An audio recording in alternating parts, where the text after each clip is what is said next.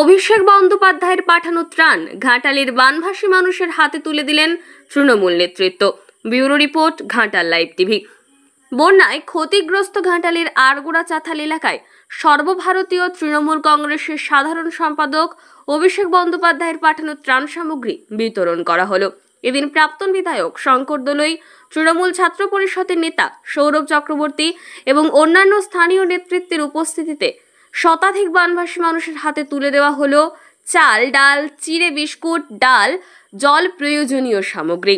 সম্প্রতি টানা বর্ষণে ঘাটাল ও পার্শ্ববর্তী এলাকা জলের তলায় চলে যায়।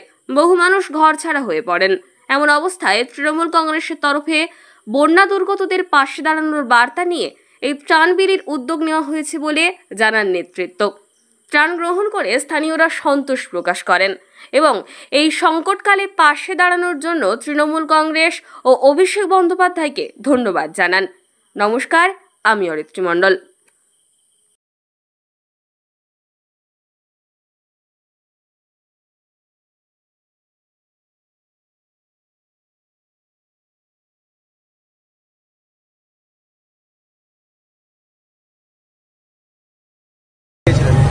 দেখুন, বন্যা পরিস্থিতি, জল যথেষ্টই বেড়েছে। এই সময় মানুষের পাশে থাকতে হবে, সেই কথাকে সামনে রেখে আমরা সর্বভারতীয় তৃণমূল কংগ্রেসের সাধারণ সম্পাদক অভিষেক বন্দ্যোপাধ্যায়ের পাঠানো ত্রাণ সামগ্রী আজকে ঘাটাল শহরের বিভিন্ন প্রান্তে তৃণমূল যুব কংগ্রেসের পক্ষ থেকে পৌঁছে গেল। আমরা আজ থেকে শুরু করলাম, এই প্রচেষ্টা আমাদের ধারাবাহিকভাবে চলবে। মানুষ যাতে ভালো থাকে, মানুষের যাতে কোনো অসুবিধা না হয়, মানুষের পাশে দাঁড়ানোর জন্য সর্বরকম প্রচেষ্টা আমরা নেব। কোন কোন এলাকায় আজকে মূলত ঘাটাল শহরের 2-3টি ওয়ার্ডে গেছে।